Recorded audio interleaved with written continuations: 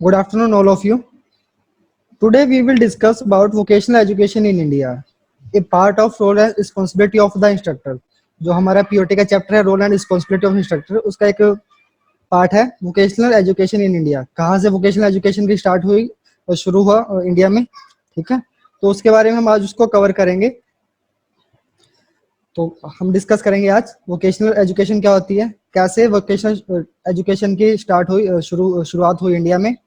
उसके बाद what is DGT, क्या क्या रोल्स और रिस्पॉन्सिबिलिटीज हैं डीजीटी की, नेशनल एनसीवीटी की, SCVT, then MIS portal. NCVT MIS portal क्या है, ठीक है। उसके बाद हम डिस्कस करेंगे एनएसडीसी क्या है, ठीक है। What is the role of NSDC, national skill qualification framework क्या है, कब इसको बनाया गया, central staff training research institute CSTARI का काम क्या है, national instruction media institute NIMI का काम क्या है, कैसे वो वर्क करता है, ओके। जो लास्ट है डिफरेंट स्कीम अंडर डीजीटी, ठीक है। डीजीटी किन किन स्कीम्स को चला रहा है इस टाइम। और जो लास्ट है सेंट्रली फंडेड इंस्टीट्यूट, जो भी सेंट्रली फंडेड इंस्टीट्यूट है जैसे निमिज वगैरह, सॉरी एनएसएस वगैरह, तो उनके बारे में हम डिस्कस करेंगे। ओके, तो शुरू करते हैं आज का session. So what is vocational education और वोकेशनल ट्रेनिंग, ठीक है। तो the term vocational means providing skills and education that prepares you for a job और enables training of skilled craftsman. तो वोकेशनल का मीन क्या है कि आप जब अपनी जॉब के लिए तैयारी करें या फिर आप जब स्किल आप गेन करें, तो उसका मतलब होता है वोकेशनल। व्यावसायिक शब्द का अर्थ है कौशल प्रदान करना, और शिक्षा जो आपको नौकरी के लिए तैयार करती है या प्रशिक्षण को सक्षम बनाती है कुशल कारीगरों की, ठीक है। तो जो आप कुशल कारीगर हैं, जो स्किल मैन हैं, आपको वो बनाती हैं, आपकी जो आपको जॉब के लिए स्किल दे, आपके नॉलेज दे, उसको क्या कहते हैं, वोकेशनल। वोकेशनल एजुकेशन और वोकेशनल ट्रेनिंग दोनों एक ही है, ठीक है। आप इनको कह सकते हैं वोकेशनल एजुकेशन एंड ट्रेनिंग, ठीक है। लाइक जैसे मैंने ब्रैकेट में लिखा है VAT, vocational education and training. तो ये तो हो गया वोकेशनल एजुकेशन क्या होती है। तो इसके बाद है वोकेशनल एजुकेशन कैसे शुरू हुआ, ओके। तो how vocational training started in India, India में शुरुआत कैसे हुई। The government of India had initially started the war technician training scheme in the year 1940 at Koni Bilaspur, now Chhattisgarh state. अब क्या था, जब 1940 के अंदर जो नई नई टेक्नोलॉजी आई, ठीक है, जो फैक्ट्रीज है उनके अंदर नई टेक्नोलॉजीज आई, नई मशीन्स आई, तो उनके अंदर कुशल कारीगर की जरूरत थी, ठीक है। लाइक जो अगर कोई व्हीकल की कंपनी है, ठीक है, तो उसके अंदर चाहिए ना, इलेक्ट्रिशियन भी चाहिए, उसके अंदर मोटर मैकेनिक भी चाहिए, तो उनकी जरूरत थी। तो उस जरूरतों को पूरा करने के लिए जो फैक्ट्री की रिक्वायरमेंट्स थी, उनको पूरा करने के लिए, उसको फिलफिल करने के लिए गवर्नमेंट ऑफ इंडिया ने क्या किया, जो वार टेक्नीशियंस थे ना, जो मिलिट्री पर्सनल्स थे, उनको ट्रेनिंग दी गई। उस ट्रेनिंग का नाम क्या था, वार टेक्नीशियंस ट्रेनिंग स्कीम। उसको कब शुरू किया गया, 1940 के अंदर, ओके। तो उसके बाद क्या हुआ, the war technician scheme was later followed by technical training scheme इन 1946। अब जो 1940 में वार टेक्नीशियन ट्रेनिंग स्कीम शुरू की गई थी, उसी की बेस पे टेक्निकल ट्रेनिंग स्कीम शुरू की गई 1946 के अंदर। इसमें भी ट्रेनिंग किन्हें दी जाती थी, जो मिलिट्री पर्सन थे, जो फौज के अंदर काम करते हैं, उनको ट्रेनिंग दी जाती थी। और जो रिटायर हो जाते थे ना, उनको ट्रेनिंग दी जाती थी किसकी, स्किल की, ताकि जो रिक्वायरमेंट्स है फैक्ट्रीज की स्किल्स मैन के लिए, उसको पूरा किया जा सके। उसके बाद क्या हुआ, इन दोनों स्कीम्स को मर्ज कर दिया गया। इसको मर्ज कर दिया गया मतलब इन दोनों को मिला दिया गया, एक अच्छी स्कीम, एक बेहतर स्कीम तैयार की गई, जिसका नाम था वोकेशनल ट्रेनिंग स्कीम, ठीक है, जिसको नाम दिया गया vocational training scheme, designed for training mobilized service personnel but closed up in July 1950। अब क्या किया गया, जो शुरुआत की गई थी 1940 में मिलिट्री पर्सन्स को ट्रेनिंग देने के लिए, वोकेशनल ट्रेनिंग या फिर कई बार टेक्नीशियंस ट्रेनिंग दी गई थी, तो उसकी जो जो उसको कंप्लीट कब किया गया, जुलाई 1950 में। ये ऑब्जेक्टिव टाइप क्वेश्चन हो सकते हैं। ट्रेनिंग शुरू कब की गई, 1940 में, उस ट्रेनिंग को खत्म कब किया गया, जुलाई 1950 में, ओके। तो जितने भी मिलिट्री पर्सन्स थे, ठीक है, उनकी ट्रेनिंग कंप्लीट हो चुकी थी 10 साल के स्पैन के अंदर, ठीक है, 10 साल में इनकी ट्रेनिंग कंप्लीट हो चुकी थी। अब बारी थी किसकी, जो सिविलियंस थे, जो आम लोग थे ना, उनकी बारी थी स्किल मैन बनने की, एक अच्छा कारीगर बनने की। तो क्या किया गया, जो सेंट्रल गवर्नमेंट है इंडिया की, उसने क्या किया, after the completion of ex serviceman training schemes, the training of civilians was started on national basis by establishing industrial training institute. अब क्या किया गया, जो सिविलियंस थे, जो आम नागरिक थे, देश का युवा है, उनको स्किलमैन बनाने के लिए देश भर में ऑल इंडिया आईटीआई खोली। किसने खोली? सेंट्रल गवर्नमेंट ने। ओके, गवर्नमेंट ऑफ इंडिया ने सेंट्रल गवर्नमेंट में आईटीआई ओपन की देश भर में 1950 के अंदर, under the head of directorate general of employment and training, जिसको हम आज डीजीटी के नाम से जानते हैं ना, तब उसको हेड बनाया गया। किसके लिए? जितनी वोकेशनल ट्रेनिंग है ना, उसको देखने के लिए कि किसको हेड बनाया गया? डीजीटी को। उस तब डीजीटी का नाम था directorate general of employment and training. ये भी ऑब्जेक्टिव टाइप क्वेश्चन हो सकता है कि डीजीटी का नाम पहले क्या था, तो पहले नाम था DGE and T, directorate general of employment and training in the ministry of labour and welfare. ये भी ऑब्जेक्टिव टाइप क्वेश्चन है। पहले एमएसडी का नाम क्या था? पहले जो शुरू में जब इसको बनाया गया तब इसका नाम था ministry of labour and welfare, यानी कि जो मजदूर है, लेबर्स हैं, उनका उनकी जो मिनिस्ट्री थी उनके अंडर डीजीटी को बनाया गया। ठीक है, now it is name as directorate general of training under the ministry of skill development entrepreneurship. अब 2014 में क्या हुआ, गवर्नमेंट ने क्या किया, नई मिनिस्ट्री बनाई, या फिर जो मिनिस्ट्री ऑफ लेबर थी उसको मॉडिफाई किया, उसका नाम चेंज किया, तो इसको पूरी तरह से एंटरप्रेन्योरशिप भी इसके अंदर शामिल किया गया। ठीक है, जो बिजनेसमैन है ना, जो छोटे छोटे उद्योग है इंडिया के अंदर, उनको बढ़ावा देने के लिए ministry of skill development and entrepreneurship को बनाया गया। ठीक है, इसके साथ क्या किया, जब नवंबर 2014 के अंदर एमएसडी को बनाया गया, तब जितने भी डीजीटी है ना, डीजीटी के साथ जितनी भी अटैच्ड बॉडी है, लाइक एनएसडीए, एनसीवीटी, एससीवीटी या फिर निमी, सी स्टार आई, जितनी भी बॉडीज थी ना, इसको मिनिस्ट्री ऑफ लेबर से ट्रांसफर करके ministry of skill development transfer कर दिया गया। तो सीधी सी बात है, 1950 में डीजीटी को बनाया, साथ ही साथ देश भर में सेंट्रल गवर्नमेंट ने आईटीआई बनाई। ठीक है, और अब इस डीजीटी का नाम है डायरेक्टरेट जनरल ऑफ ट्रेनिंग। कौन सी मिनिस्ट्री को सर्व करता है? Ministry of skill development and entrepreneurship. Simple. Okay, तो यहाँ से शुरुआत हुई थी वोकेशनल ट्रेनिंग की इंडिया के अंदर। तो उसके बाद क्या आता है? उसके बाद आएगा डीजीटी, जो हेड है वोकेशनल ट्रेनिंग का, डीजीटी। तो उसके बारे में जानते हैं। Directorate general of training, DGT, in the Ministry of Skill Development and Entrepreneurship is an apex organization which enable development and coordination of the vocational training, including women vocational training along the employable youth in the country। तो DGT का काम क्या है? ठीक है, DGT का main काम है जो देश भर में जो वोकेशनल ट्रेनिंग है उसको प्रोवाइड करवाना। किसको? जो देश का युवा है, देश का यूथ है, उसको वोकेशनल ट्रेनिंग प्रोवाइड करवाना। ठीक है, या फिर जो वुमेन्स है उनको वोकेशनल ट्रेनिंग के अंदर आगे लेके आना। लाइक वुमेन के लिए कौन सी वोकेशनल एजुकेशन, लाइक बहुत सारे ट्रेड्स हैं जिसके अंदर आईटी सेक्टर्स के अंदर वुमेन्स है, वो हिस्सा ले सकती हैं। ठीक है, लाइक जितने भी सीमेंट टेक्नोलॉजी है, ठीक है, तो इनके अंदर भी इन ट्रेड्स को शुरू किया गया। किसके लिए? जो वुमेन है ना देश भर के अंदर, तो उनको स्किल मैन बनाने के लिए या उनको वोकेशनल ट्रेनिंग प्रोवाइड करने के लिए। ओके, और क्या काम है डीजीटी का? It provide skilled man power to the economy. Directorate general of employment and training which was priorly under Deputy Director General and Deputy Director General Apprenticeship Training along with their support system are transferred to Ministry of Skill Development and Entrepreneurship। जैसे आपको पहले बताया, DGT की जितनी भी supportive bodies थी उनको किस में ट्रांसफर कर दिया गया 2014 में? Ministry of skill development and entrepreneurship. Objective का क्वेश्चन है ये भी, मिनिस्ट्री ऑफ स्किल डेवलपमेंट को कब बनाया गया? 2014 में। ठीक है, तो डीजीटी का यही काम है कि देश भर में जो वोकेशनल ट्रेनिंग है उसको हैंडल करना। और ये क्या है? एक एपेक्स ऑर्गेनाइजेशन है, मतलब सर्वोच्च है। अगर वोकेशनल ट्रेनिंग की बात करें तो जितने भी फैसले हैं वो डीजीटी लेगा। ठीक है, अंडर गवर्नमेंट जितने भी फैसले हैं डीजीटी लेगा और उसके फैसले देश भर में माने जाएंगे। नेक्स्ट देखते हैं, अब मेजर रोल्स कौन कौन से हैं। ठीक है, डीजीटी क्या क्या कार्य करता है। Policy formulation on vocational training. अब वोकेशनल ट्रेनिंग पे जितनी भी पॉलिसीज हैं वो कौन बनाएगा? डीजीटी बनाएगा। डीजीटी का काम है पॉलिसी बनाना वोकेशनल ट्रेनिंग को लेकर। Next, laying down standards.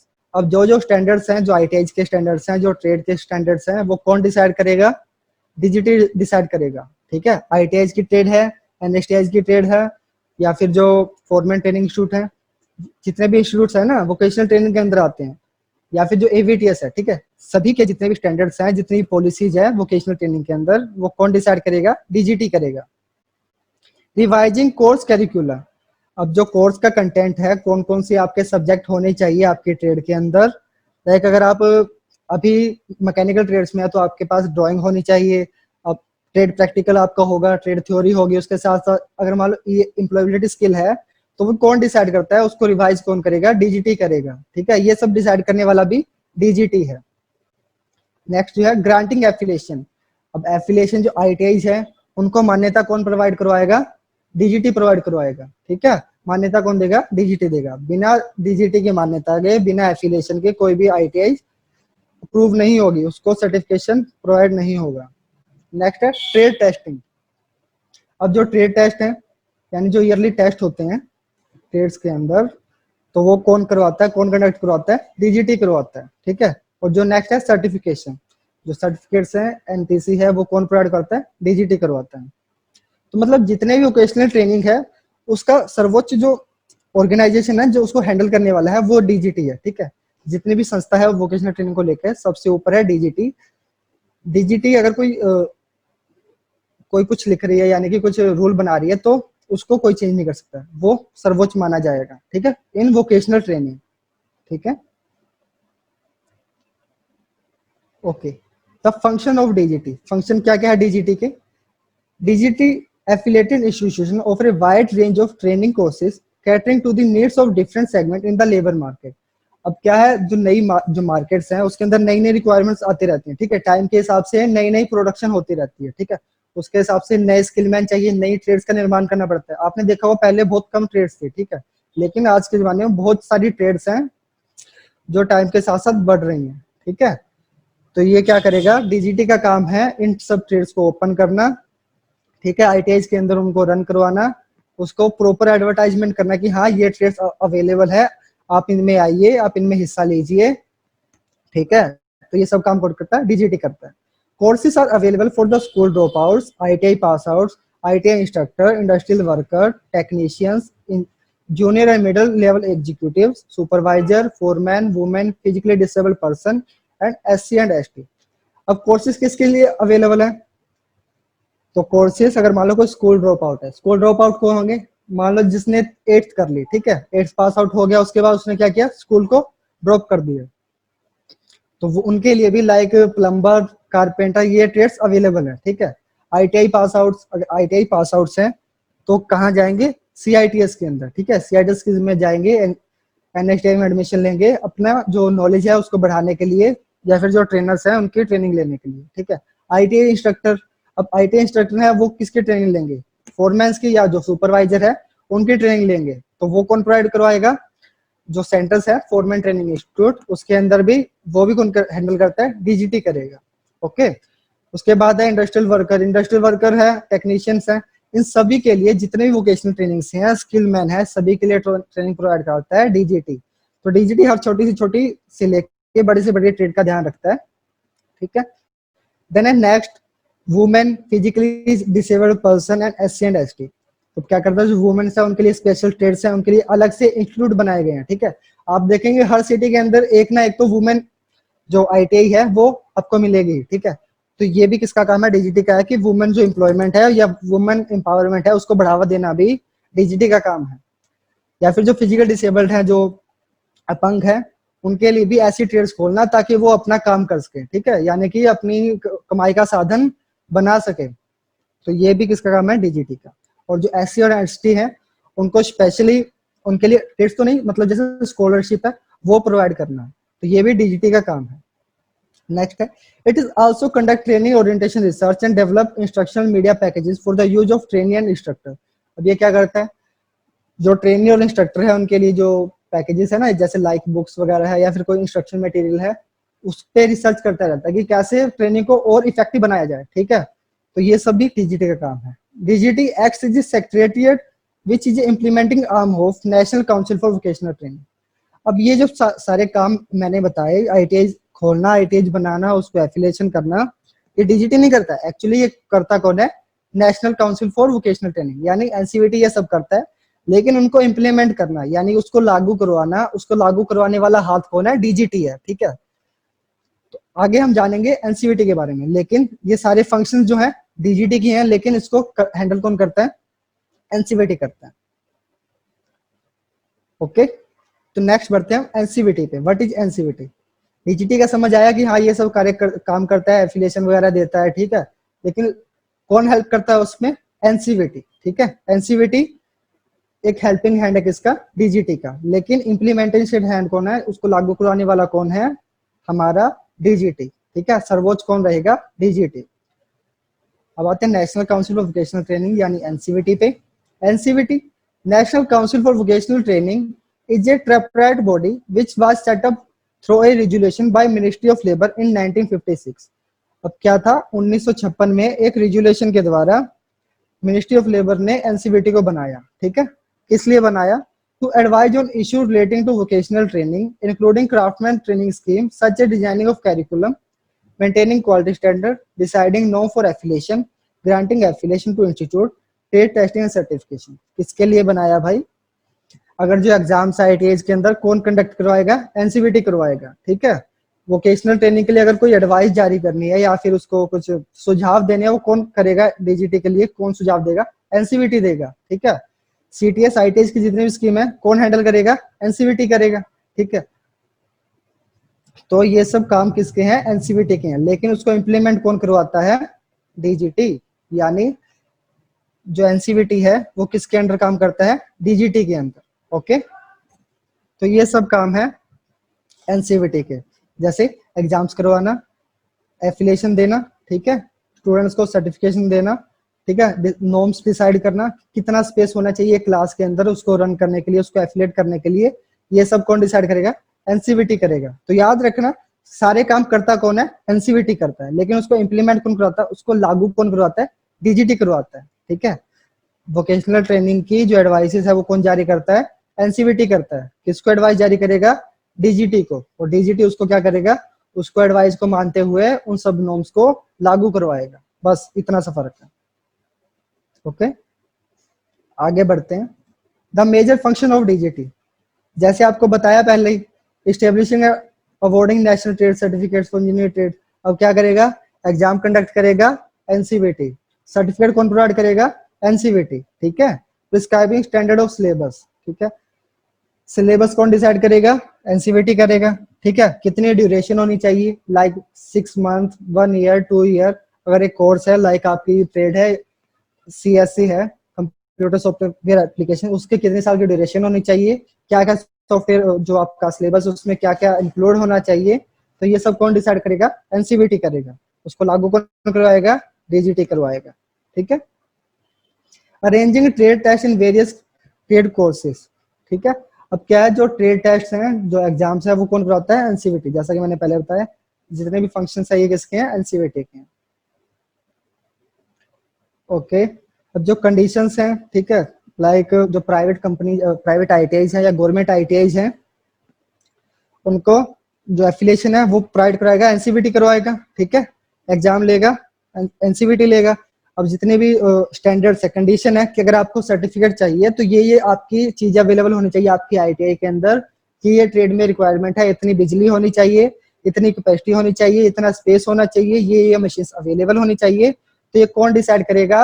NCVT decide करेगा। Prescribing qualification for technical staff of training institution.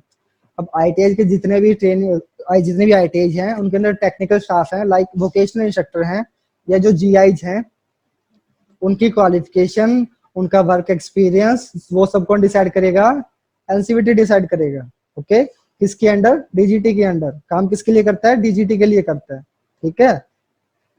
बनाता कौन है? एनसीवीटी बनाता है। उसको एनसीवीटी बनाने के बाद उस एडवाइस को जारी करेगा डीजीटी को। डीजीटी क्या करेगा? उसको लागू करवाएगा। अगर उसको अच्छा लगा तो लागू करवाएगा, अगर उसके और मॉडिफिकेशन की जरूरत है वो एनसीवीटी को बताएगा कि आप ये सब कीजिए। ओके, तो ये है कोलैबोरेशन एनसीवीटी और डीजीटी का।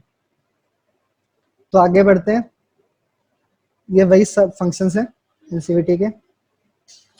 अब बात आई state council for vocational training. आपने सबने सुना होगा एनसीवीटी, एससीवीटी। तो एससीवीटी क्या है एक्चुअली में? Similar council known as state council for vocational training are constituted due to advice respective trade government on issue relating to skill development. These activities have been advised by NCVT to be registered associate under Society Registration Act 1861. तो NCVT ने अब क्या किया, और वो पहले क्या कर रहा था, सारे पूरे देश की जो एडवाइजरी जारी कर रहा था, लेकिन बाद में उसने क्या किया कि जो रजिस्ट्रेशन सोसाइटी रजिस्ट्रेशन एक्ट था 1861, सोसाइटी रजिस्ट्रेशन एक्ट 1861, उसके जरिए एससीवीटीज का निर्माण किया, यानी कि जितने भी स्टेट्स हैं होल इंडिया में, उन स्टेट्स के लिए अलग अलग स्टेट काउंसिल बनाई गई, किसके लिए, जो भी ट्रेनिंग प्रोग्राम है, ठीक है, या फिर जो भी एडवाइजरी जारी करनी है स्टेट्स को, उनको बताने के लिए कैसे आप अपनी जो ट्रेनिंग है उसको मॉडिफाई कर सकते हो, उसको अच्छा कर सकते हो, ठीक है। तो ये एडवाइजरी जारी कौन करता है, स्टेट्स को, स्टेट काउंसिल, ठीक है। एनसीवीटी पूरे इंडिया के लिए है, ठीक है, और जो एससीवीटी है वो जो रिस्पेक्टिव स्टेट्स हैं या फिर यूटीज है, उनको, जो यूटीज की गवर्नमेंट है, उनको एडवाइजरी जारी करेगा। तो बस यही डिफरेंस है एनसीवीटी और एससीवीटी के अंदर। एनसीवीटी होल इंडिया जितनी भी है उसको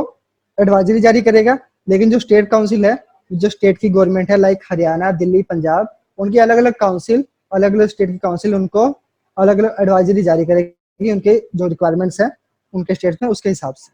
ओके, तो काफी स्टेट्स ऐसी हैं जो कुछ स्टेट्स में बहुत ज्यादा इफेक्टिव है, ठीक है, और कुछ स्टेट्स में उसका बिल्कुल भी प्रचलन नहीं है। तो वो सब कौन बताएगा स्टेट्स को कि हाँ ये ट्रेड आपकी यहाँ होनी चाहिए, वो कौन बताएगा, स्टेट काउंसिल बताएगा। ओके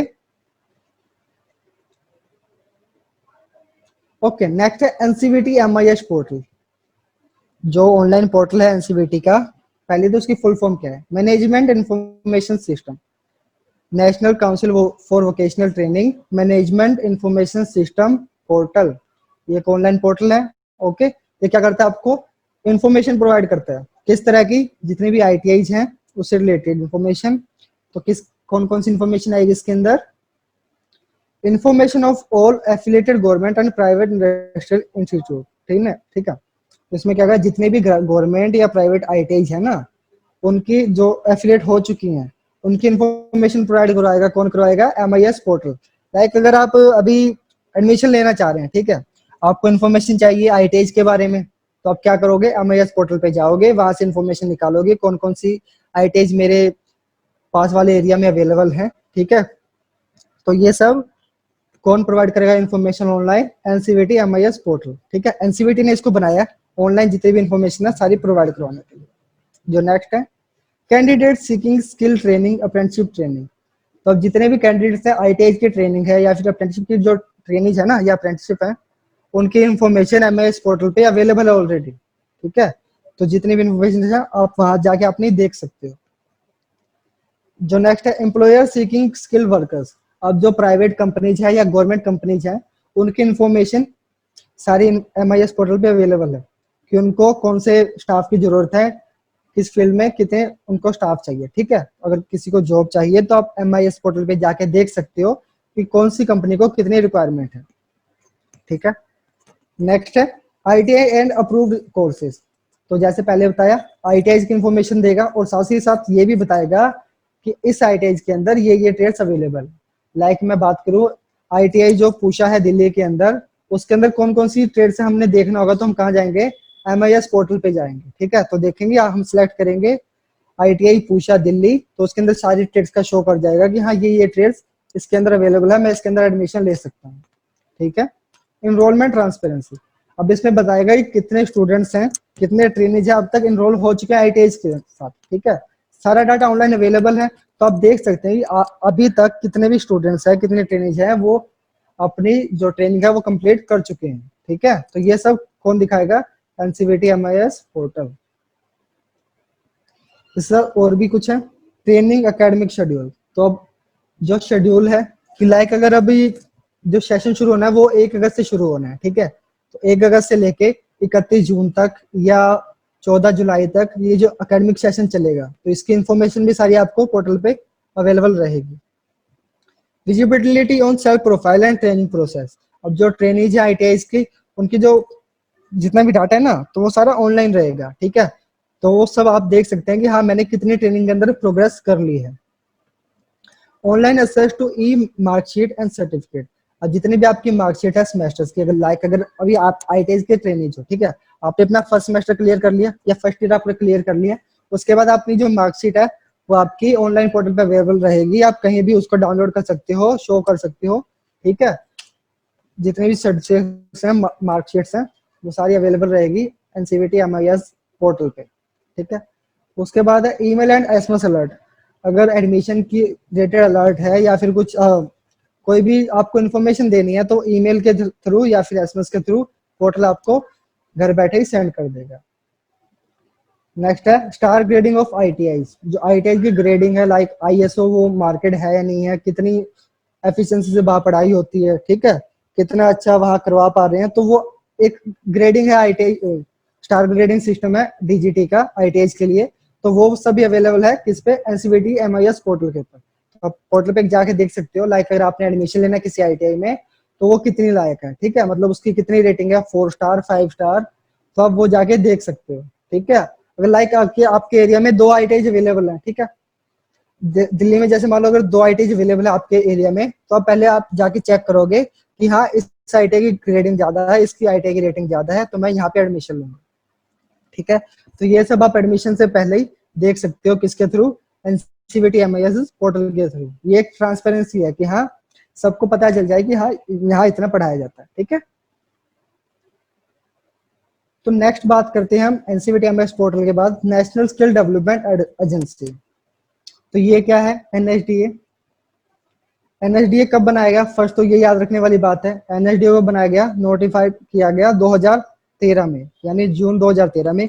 एग्जाम में क्वेश्चंस आएंगे, पक्का आएंगे। एनएसडीए कब बनाया गया, 2013 में। The National Skill Development Agency is a quality assurance and policy research body of Ministry of Skill Development and Entrepreneurship in the skilling ecosystem।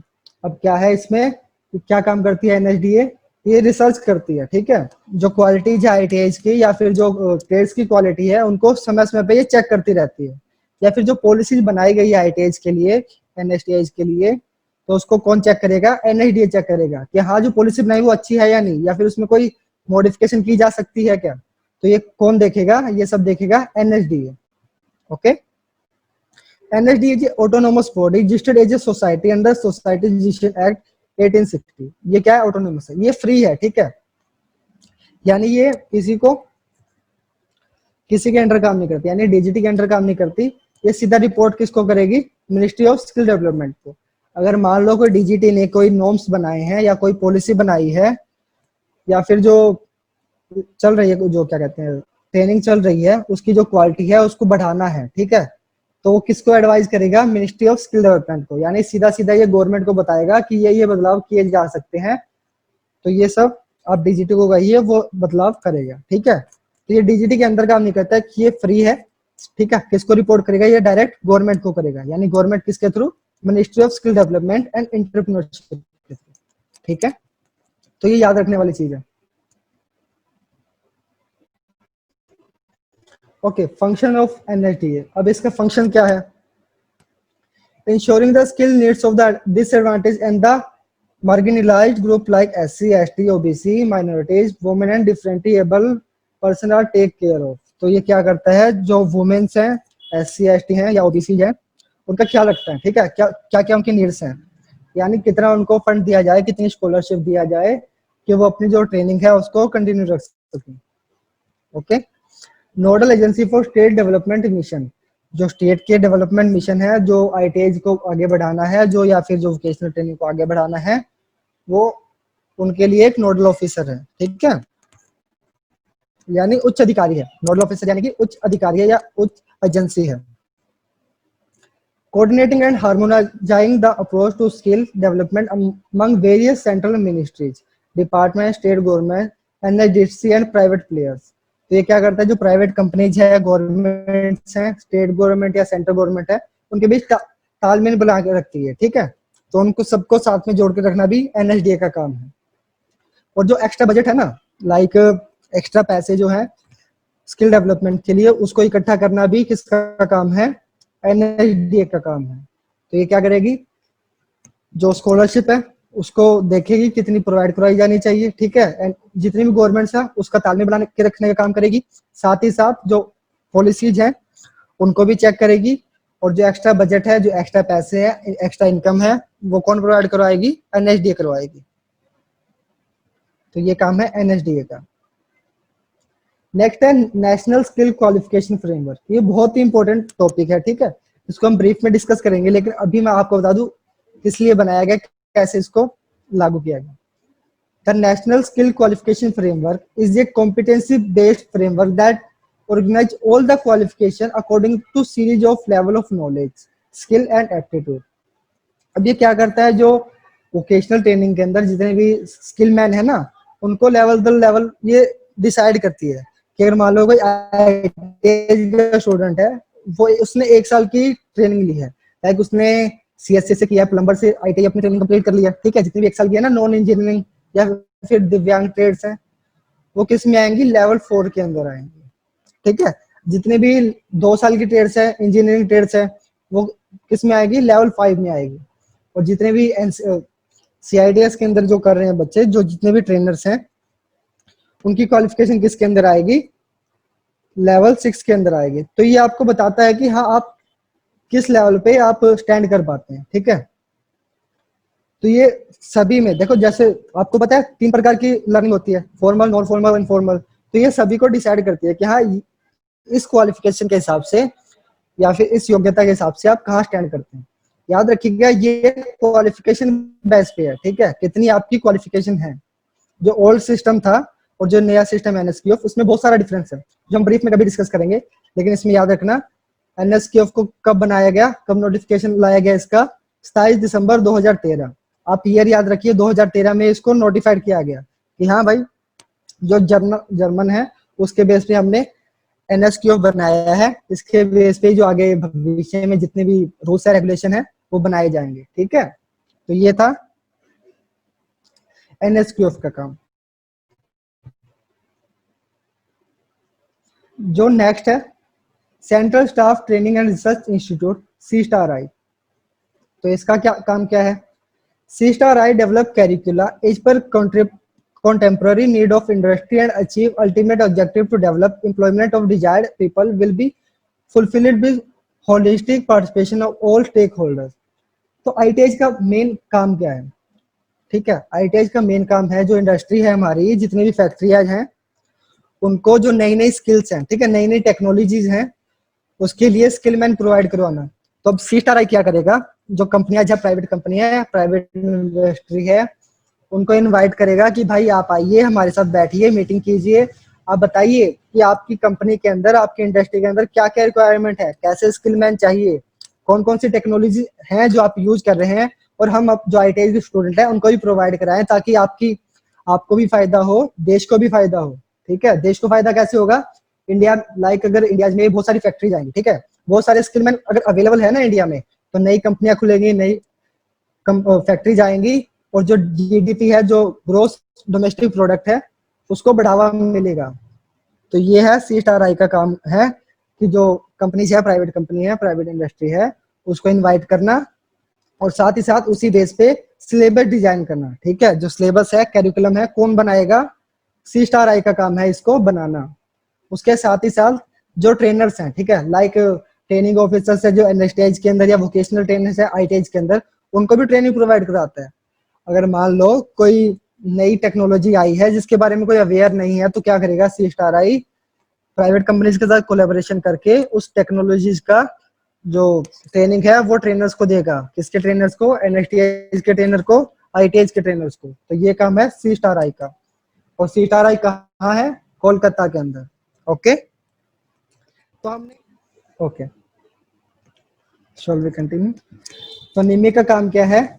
जो मटेरियल्स है, यानी कि जो डेवलप इंस्ट्रक्शन मटेरियल, आपको सबको पता है इंस्ट्रक्शन मटेरियल कौन से होते हैं, लाइक ओवरहेड प्रोजेक्टर, चार्ट्स बनाना, ठीक है, ये सब जो कौन डेवलप करता है? निम्मी करता है, ठीक है। ई कंटेंट आपको बताया, जो ऑनलाइन बुक्स है वो कौन प्रोवाइड करवाता है? निम्मी करवाता है। तो उन्होंने जो साइट बनाई हुई है ना भारत की, किसकी बनाई हुई है? निम्मी की, ठीक है। तो वो सब कौन करवाता है? ई कंटेंट, क्वेश्चन बैंक्स, जितना ही बनाता है निम्मी बनाएगा, ठीक है।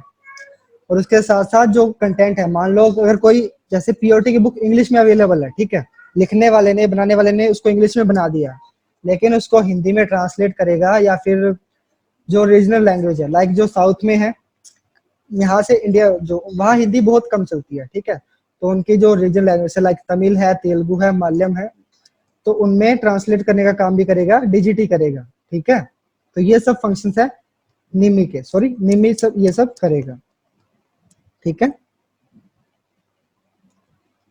आगे बढ़ते हैं। आएगा सेंट्रली फंडेड इंस्टीट्यूट या जो सीएफआईज है वो क्या है। आप सबको पता है जब आईटीआई को बनाया गया वो किसने बनाया, सेंट्रल गवर्नमेंट ने बनाया, ठीक है। अब ये है सेंट्रल गवर्नमेंट इंस्टीट्यूट, जो प्रेजेंट में सेंट्रल गवर्नमेंट इंस्टीट्यूट है ना, लाइक एनएसटीआई, एनएसटीआईडब्ल्यू, एफटीआई, ये सारे क्या है, सेंट्रली फंडेड इंस्टीट्यूट है, यानी कि जितना भी पैसा होता है, जितना भी खर्च होता है, सेंट्रल गवर्नमेंट करती है इन पे, ठीक है।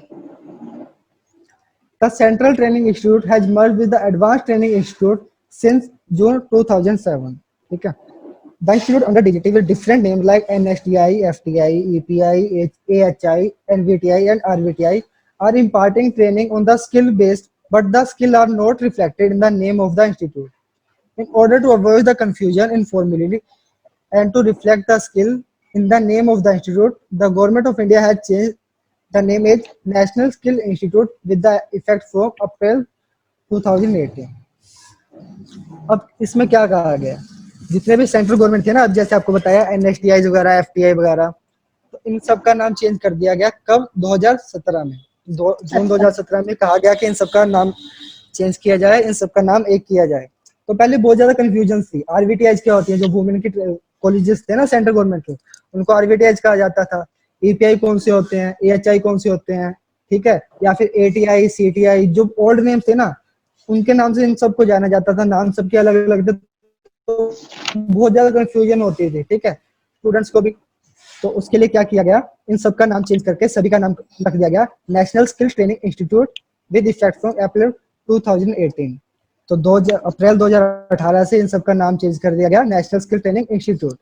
अब जो स्पेशली वुमेन्स के लिए इंस्टीट्यूट है, उनका नाम रख दिया गया national skill training institute W, ठीक है।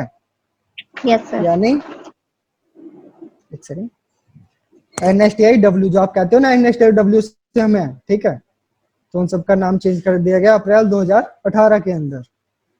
तो इसी के साथ जो प्राइवेट थी ना, प्राइवेट एनएसटीआई जो थी, उनका नाम रख दिया गया ITOT, institute for training of trainer, ठीक है, institute for training of trainer. इसमें नहीं दिया गया क्योंकि वो सेंटर से फंड नहीं करते ना, वो तो प्राइवेट है। लेकिन आपको ध्यान रखना है आईटीओटी की फुल फॉर्म होगी institute for training of trainer, ठीक है। ये जितने भी आईटी होगी ये प्राइवेट होगी, ओके। तो आपको ये कि सेंटर से जो जितने भी सेंट्रल गवर्नमेंट से फंड करते हैं वो एनएसटीआई होंगे, ठीक है। अब है जो अलग अलग जो स्कीम्स है, जो कोर्सेज है जो चलवा रही हैं डीजीटी, वो कौन कौन से हैं। Scheme which are implemented by DGT are craftsman training scheme, जो आईटीआई के अंदर कोर्सेज चल रहे हैं वो। अप्रेंटिस ट्रेनिंग स्कीम, आईटीआई के बाद जो ट्रेनिंग अप्रेंटिसशिप का लाभ उठाते हैं, ठीक है, वो भी कौन चला रहा है, डीजीटी चला रहा है। नेक्स्ट है वुमेन ऑक्यूपेशनल ट्रेनिंग स्कीम, जैसे ही आपको बताया जो वुमेन्स के लिए स्पेशल कॉलेजेस बने हुए हैं ना, लाइक एनएसटीआई बनी हुई है, आईटीआई बनी हुई है स्पेशल, तो वो भी स्कीम उसी डब्ल्यूओटी स्कीम है, उसके अंडर उन सबको बनाया गया है। जो नेक्स्ट है क्राफ्ट इंस्ट्रक्टर ट्रेनिंग स्कीम, जो आप सीआईटी सभी कर रहे हैं ना, तो वो भी डीजीटी चलाता है। और जो नेक्स्ट है शॉर्ट टर्म कोर्सेज, जो एवीटीएस है, एडवांस वोकेशनल ट्रेनिंग स्कीम, जिनकी ड्यूरेशन कितनी होती है, 6 महीने, ठीक है। तो ये भी कौन रन कर रहा है, डीजीटी। इनके बारे में अब वन बाय वन डिस्कस करते हैं। तो फर्स्ट है सीआई, जो भी आप ले रहे हैं, जो ट्रेनर्स हैं उनके ट्रेनिंग ले रहे हैं। तो ये क्या है, training of craft instructor is the responsibility of directorate general of training DGT, ministry of skill development and entrepreneurship, DGT and MSD, sorry, the craft instructor training scheme is operational since the inception of the craftsman training scheme. The first craft instructor training institute was established in 1948. तो इसमें क्या कहा गया है, जब से जो civilians की जो ट्रेनिंग शुरू हुई थी ना, जो आईटीआई बनी थी 1950 में, तो उसी के साथ साथ क्या किया गया, जो आईटीआई के ट्रेनर थे उनको ट्रेन करने के लिए 13 अलग एनएसटीआई बनाई गई।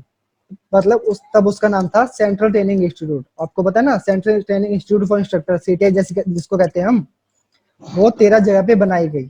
किसके लिए? जो ITI के ट्रेनर है उनको ट्रेन करने के लिए। किसने बनाया? DGT ने। ठीक है, तो वो कहाँ कहाँ बनी? ये ऑब्जेक्टिव टाइप क्वेश्चन हो सकते हैं। जब CTI का निर्माण किया गया या फिर ATI का निर्माण, NSTI का निर्माण किया गया, तो कितने नंबर थे, कितनी NSTI बनाई गई? तो 13 NSTI बनाई गई। कब बनाई गई? 1948 में, 1948 में। ठीक है, तो इनका नाम क्या था? ओ सॉरी, नाम था इनका central training institute for instructor, अब बना दिया गया national skill training for institute. ठीक है, NSTI कहाँ कहाँ बनाई गई थी? लुधियाना, कानपुर, मुंबई, हैदराबाद, बेंगलोर, कैलिकट, हैदराबाद, भुवनेश्वर, जोधपुर, हल्द्वानी, देहरादून और जमशेदपुर। चेन्नई, ठीक है, चेन्नई। ये सब 13 NSTI थी या CTI थी, वो DGT द्वारा बनाई गई। तो इन सबका नाम याद बहुत जरूरी है।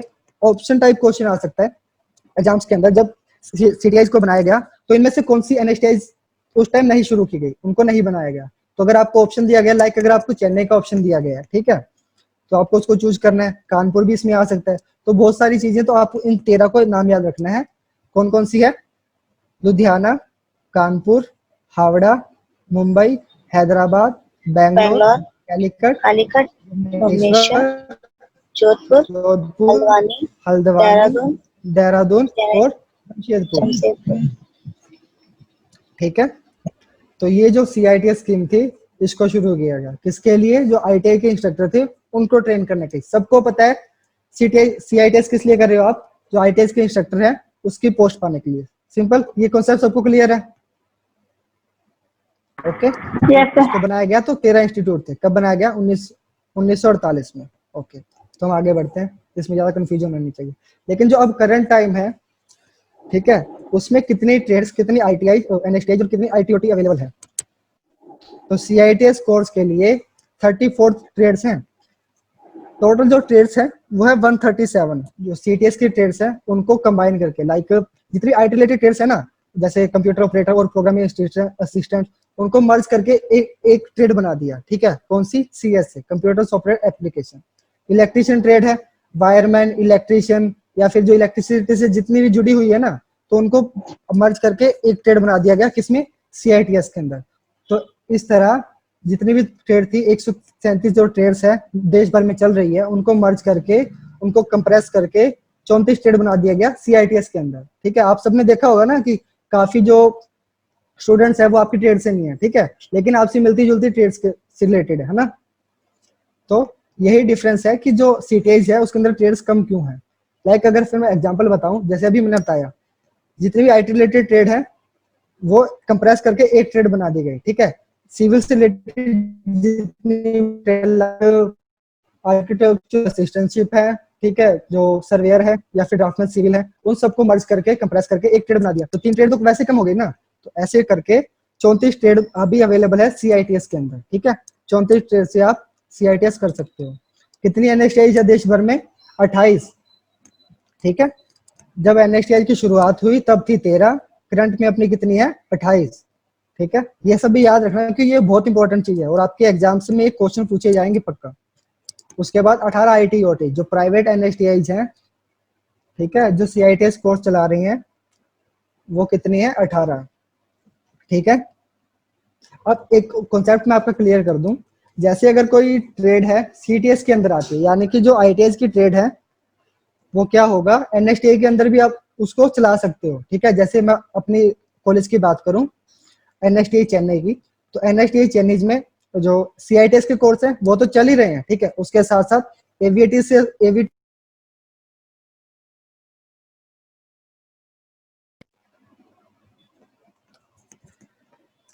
सॉरी, जो AVTS के कोर्स हैं, जो शॉर्ट ड्यूरेशन के कोर्स हैं, वो भी उसके साथ साथ चल रहे हैं। ठीक है, और उसके साथ साथ जो CTS के कोर्स हैं, जो ITL के कोर्सेस हैं, वो भी उसके अंदर चल रहे हैं, लेकिन थोड़े वो एडवांस है। ठीक है, यानी क्या कहते हैं, रोबोट से रिलेटेड ट्रेड्स है ना, वो NSTI के अंदर अभी भी चल रही है। ठीक है, जो एडवांस है, जो ITI के अंदर उनको ट्रेनिंग नहीं दी जा सकती, वो कहाँ है? NSTI के अंदर चल रही है। ठीक है, उसको कौन फंड करता है? सेंट्रल गवर्नमेंट करती है। ओके, ये भी कॉन्सेप्ट क्लियर हो गया आपका कि जितने भी CITS है, सॉरी NSTI है, उसके अंदर CITS भी चलेगा, AVTS भी चलेगा, IBM भी चलेगा, और जो CTS स्कीम है वो भी काम करेगी। ठीक है, इसमें किसी को कोई doubt? No sir. No I sir. Think no doubt. Sir ITOT की फुल फॉर्म बताओ जरा। Institute for training of trainer, या फिर institute of training of trainer. Okay, okay. ये जितने भी आईटी ओटीज हैं ये सारी प्राइवेट हैं।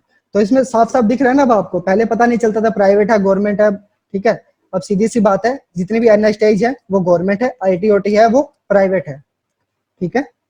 अब इसमें दिखाया गया है कि जो एनएसटीआईज है कहाँ कहाँ पे हैं, तो आप निमी की ऑफिशियल वेबसाइट पे जाके भी आप देख सकते हैं, ठीक है।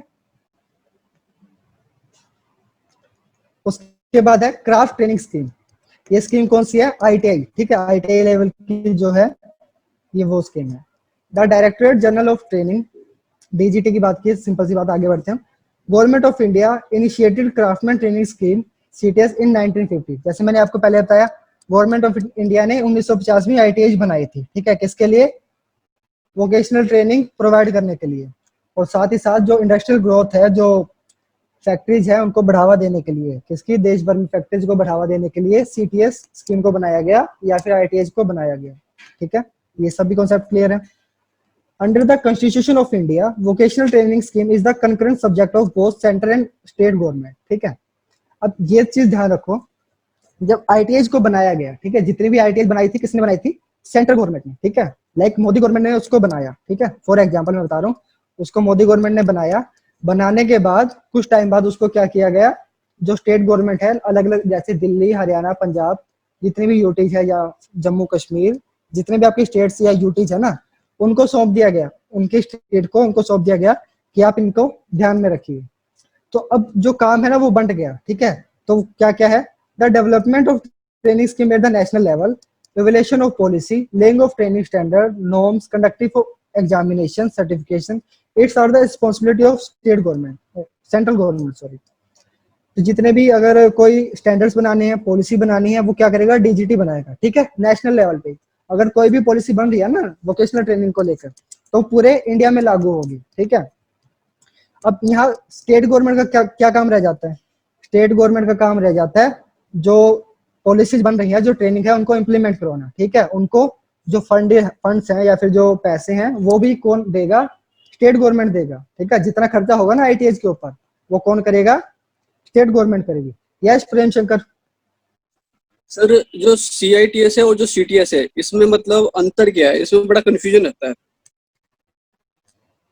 देखो, सीआईटीएस है क्राफ्ट इंस्ट्रक्टर ट्रेनिंग स्कीम, ठीक है। सीटीएस है craft training scheme. Craft instructor से आपको समझ आ रहा है ना, श्रमिक का, जो श्रमिक को इंस्ट्रक्ट करे, गाइड करे, उनको ट्रेनिंग की स्कीम है, यानी कि जो वोकेशनल ट्रेनर्स हैं उनको ट्रेन करने की स्कीम है, ठीक है। क्राफ्ट ट्रेनिंग स्कीम सिंपल है, जो श्रमिक है या फिर जो ट्रेडमैन है, जो स्किलमैन है, उनको ट्रेन करने की स्कीम। यानी सीटीएस आएगा आईटीआई, ठीक है, यानी कि श्रमिक, और श्रमिकों को ट्रेन करने के लिए जिन बंदों को, जिन स्टूडेंट्स को ट्रेन किया जाए वो आएगा सीआईटीएस के अंदर। अब समझ आया? लाइक अगर सीटीएस है वो स्टूडेंट्स हैं, ठीक है, लेकिन जो सीटीएस के स्टूडेंट्स है ना, जो टीचर्स है ना, लाइक जो वोकेशनल इंस्ट्रक्टर्स हैं आईटीआई के, उनको कहाँ ट्रेन किया जाता है? सीटीएस के अंदर। Okay okay okay sir. और एक चीज ध्यान रखो, जो आपने सबने देखा होगा, जो फोरमैन है या फिर जो ग्रुप इंस्ट्रक्टर है ना आईटीआई में, आपने सभी ने देखा होगा जीआई के साइन होते हैं, ठीक है, या फोरमैन है उनके साइन होते हैं। उनकी ट्रेनिंग कहाँ दी जाती है? फोरमैन ट्रेनिंग इंस्टीट्यूट, ठीक है। वो कहाँ कहाँ अवेलेबल है? जमशेदपुर और बेंगलोर के अंदर। सिर्फ दो इंस्टीट्यूट है देश भर में। कहाँ पे? जमशेदपुर और बेंगलोर, फोरमैन बेंगलोर ट्रेनिंग में। इंस्टीट्यूट। यस राइट, बेंगलोर और जमशेदपुर में। तो ये सभी आपको क्लियर है। अगर कोई नॉर्म्स बना रहा है तो सेंट्रल गवर्नमेंट बनाएगी, यानी डीजीटी बनाएगी, ठीक है, ठीक है। स्टेट गवर्नमेंट का काम आईटीआई के प्रति क्या है कि जो नॉर्म्स बनाए जा रहे हैं या फिर जो कोई रूल बनाया जा रहा है उसको इम्प्लीमेंट करवाना, ठीक है। सीधा सीधा मतलब ये है, जितने भी फंड है, जितना खर्चा वो कौन उठाएगी? स्टेट गवर्नमेंट उठाएगी, ठीक है। आईटीआई का खर्चा सारा स्टेट गवर्नमेंट उठाएगी। एग्जामिनेशन कंडक्ट कौन करेगा? सेंट्रल गवर्नमेंट करेगा, ठीक है, यानी कि मोदी गवर्नमेंट एग्जामिनेशन को कंडक्ट करेगी।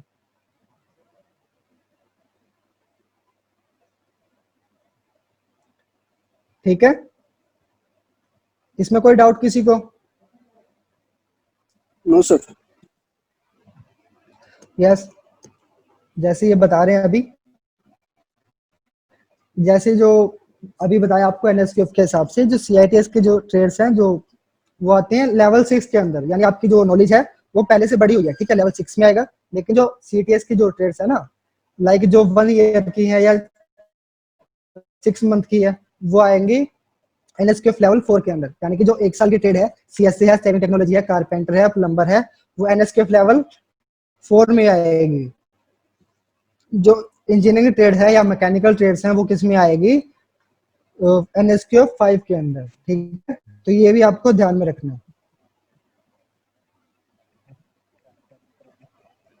ओके, नेक्स्ट आते हैं एवीटीएस पर। एवीटीएस क्या है, कुछ भी नहीं।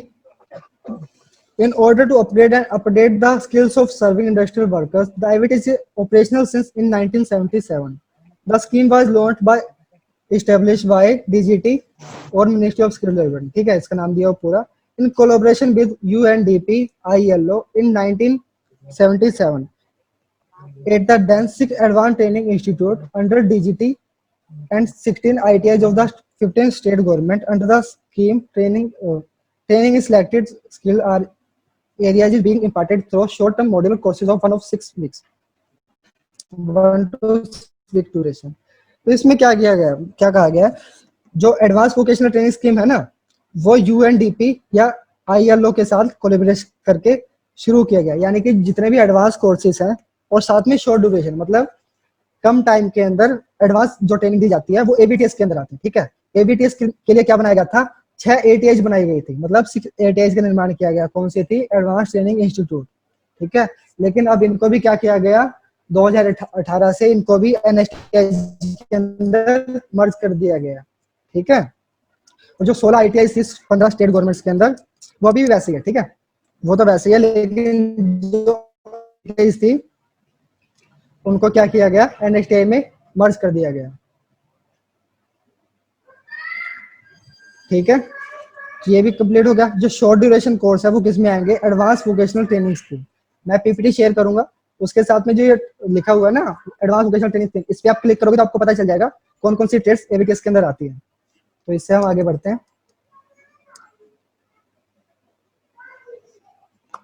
Thank you. ओके, हम नेक्स्ट सेशन में क्या डिस्कस करेंगे, roles and responsibility of instructor. जो फर्स्ट यूनिट है हमारी पीओटी की, उसके अंदर नेक्स्ट जो लेक्शन है हमारा roles and responsibility of instructor, ठीक है। जो इंस्ट्रक्टर के क्या क्या रिस्पॉन्सिबिलिटी होती है, क्या क्या जिम्मेवारियां होती हैं, ठीक है।